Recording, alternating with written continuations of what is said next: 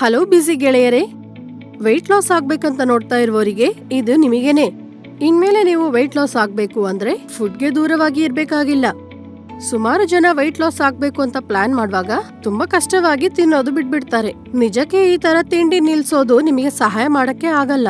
Weight loss ಮಾಡುವಂತ plan ಅನ್ನ ತುಂಬಾ ಕಷ್ಟಪಟ್ಟು ಫುಡ್ ಅನ್ನು ವಿಲನ್ ಆಗಿ ನೋಡೋದು ಬಿಟ್ಟು ಫುಡ್ ನ ತಗೊಂಡು ಕೂಡ ವೆಯ್ಟ್ ಲಾಸ್ ಮಾಡ್ಕೋಬಹುದು. ತಿನ್ನೋದು ಅನ್ನೋದು ನಮ್ಮ ವೆಯ್ಟ್ ಲಾಸಿಗೆ ಆಟಂಕ ಅಲ್ವೇ ಅಲ್ಲ. ಇಲ್ಲೇ ಇದೆ ಒಂದು ವಿಷಯ, ಅದೇನಂದ್ರೆ ನಾವೇನ್ ತಿಂತಾ ಇದ್ವಿ ಅನ್ನೋದು ತಿಳ್ಕೊಂಡು ತಿನ್ಬೇಕು. ಆ ತರ ತಿನ್ನೋದ್ರಿಂದ ವೆಯ್ಟ್ ಲಾಸ್ ಆಗೋದು ಮಾತ್ರನೇ ಅಲ್ಲದೆ ಆರೋಗ್ಯವಾಗಿ ಕೂಡ ಇರ್ಬೋದು. ನಾವು ಬೆಳಿಗ್ಗೆ ಎದ್ದಾಗದಿಂದ ರಾತ್ರಿ ಮಲಕೊಳ್ಳುವವರೆಗೂ ಯಾವ ತರದ ಫುಡ್ ತಗೊಂಡು ವೆಯ್ಟ್ ಲಾಸ್ ಮಾಡ್ಕೊಳ್ಬಹುದು ಅನ್ನೋ ವಿಷಯನ ಈಗ ನೋಡೋಣ. ಬೆಳಿಗ್ಗೆ ಎದ್ದ ತಕ್ಷಣ ಒಂದು ಗ್ಲಾಸ್ ಲ್ಯೂಕ್ ವಾರ್ಮ್ ವಾಟರ್ ನಲ್ಲಿ 5 to 10 ml apple cider vinegar ನ ಮಿಕ್ಸ್ ಮಾಡಿ ಕುಡಿಬೇಕು. ಬೆಳಿಗ್ಗೆ ಈ ತರ ಕುಡಿಯೋದ್ರಿಂದ ಮೈಯಲ್ಲಿ ಸೇರ್ಕೊಂಡು ಹೋದಂತ ಕೊಬ್ಬು ಕ್ಲಿಯರ್ ಆಗೋಕೆ ಇದು ತುಂಬಾ ಸಹಾಯ ಮಾಡುತ್ತೆ. ಆಮೇಲೆ ಇದರಲ್ಲಿ ಇರುವಂತ ಅಸಿಟಿಕ್ ಆಸಿಡ್ ಹೊಟ್ಟೆ ತುಂಬಿದ ತರ ನಮಗೆ ಅನಿಸಿ ಫುಡ್ ಕ್ರೇವಿಂಗ್ಸ್ ನ ಕಮ್ಮಿ ಮಾಡುತ್ತೆ.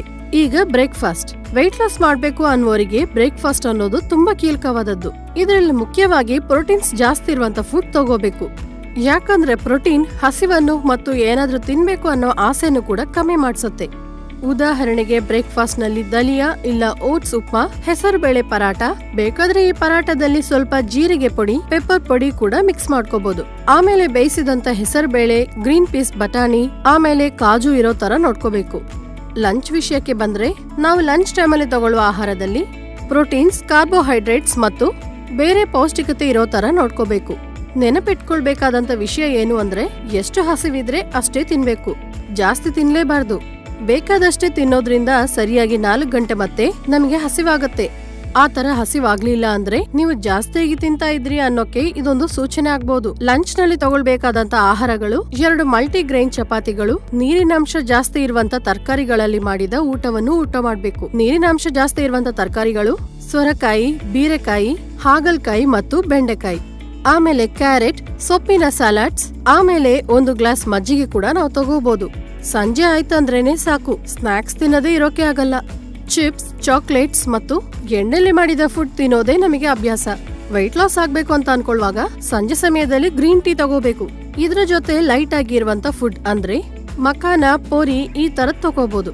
ಮುಖ್ಯವಾಗಿ ಈ ಸಮಯದಲ್ಲಿ ಜಾಸ್ತಿ ತಿನ್ನದೇ ಇರೋ ತರ ನೋಡ್ಕೋಬೇಕು. ಗ್ರೀನ್ ನಲ್ಲಿ ಇರುವಂತ ಪದಾರ್ಥಗಳು ಕೊಬ್ಬನ್ನು ಕರಗಿಸೋಕೆ ಉಪಯೋಗವಾಗತ್ತೆ. ಆಮೇಲೆ ಜೀವಕ್ರಿಯೆಯನ್ನು ಜಾಸ್ತಿ ಮಾಡತ್ತೆ. ಈಗ ಕೊನೆಯಾಗಿ ತಗೊಳ್ಳುವಂತ ಆಹಾರ ಅಂದ್ರೆ ರಾತ್ರಿಯ ಊಟ ಅಥವಾ ಡಿನ್ನರ್ ಬಗ್ಗೆ ನೋಡೋಣ. ಡಿನ್ನರ್ ಟೈಮಲ್ಲಿ ನಮ್ಮ ಜೀರ್ಣಕ್ರಿಯೆಗೆ ಆಹಾರ ಡೈಜೆಸ್ಟ್ ಆಗೋ ತರ ನೋಡ್ಕೋಬೇಕು. ಉದಾಹರಣೆಗೆ ತರಕಾರಿಯಿಂದ ಮಾಡಿದಂತ ಸೂಪ್ಸ್. ರಾತ್ರಿ ಈ ತರ ಸೂಪ್ಸ್ ತಗೊಳ್ಳೋದ್ರಿಂದ ವೆಯ್ಟ್ ಲಾಸ್ ಮಾಡಕ್ಕೆ, ಆಮೇಲೆ ಚೆನ್ನಾಗಿ ನಿದ್ರೆ ಮಾಡೋಕೆ ಉಪಯೋಗವಾಗಿರತ್ತೆ. ಆಮೇಲೆ ಡೈಜೆಸ್ಟ್ ಆಗಕ್ಕೂ ತುಂಬಾ ಸಹಾಯವಾಗಿರತ್ತೆ. ಅದರಿಂದ ಹೊಟ್ಟೆ ಉಬ್ಬಿ ಹೋಗದೆ ಆಸಿಡ್ ರಿಫ್ಲೆಕ್ಸ್ ನ ಸಮಸ್ಯೆಗಳು ಕಮ್ಮಿ ಆಗತ್ತೆ. ನೀವೇ ನೋಡಿದ್ರಲ್ವಾ, ಮತ್ತೆ ಇನ್ಯಾಕೆ ಲೇಟ್? ಈ ಡಯಟ್ ನ ಫಾಲೋ ಆಗ್ತಾ ಚೆನ್ನಾಗಿ ವೆಯ್ಟ್ ಲಾಸ್ ಮಾಡ್ಕೊಳ್ಳಿ. ಆಮೇಲೆ ದಿನ ನೀವು ವ್ಯಾಯಾಮ ಮಾಡೋದು ಕೂಡ ಮರಿಬೇಡಿ. ಗಮನಿಸಿ, ಈ ವಿಡಿಯೋದಲ್ಲಿ ಕೊಟ್ಟಿರುವಂತ ಸಮಾಚಾರಗಳು ಯಾವ ತರದ ವೈದ್ಯ ಚಿಕಿತ್ಸೆಗೂ ಪ್ರತ್ಯಾಮ್ನಾಯ ಅಲ್ಲ. ನಿಮ್ಮ ಆರೋಗ್ಯ ಪರಿಸ್ಥಿತಿ ಪ್ರಕಾರ ವೈದ್ಯರ ಹತ್ರ ಮಾತಾಡಿ ಈ ಸಲಹೆಗಳನ್ನು ಫಾಲೋ ಆಗ್ಬೇಕಂತ ಮರಿಬೇಡಿ.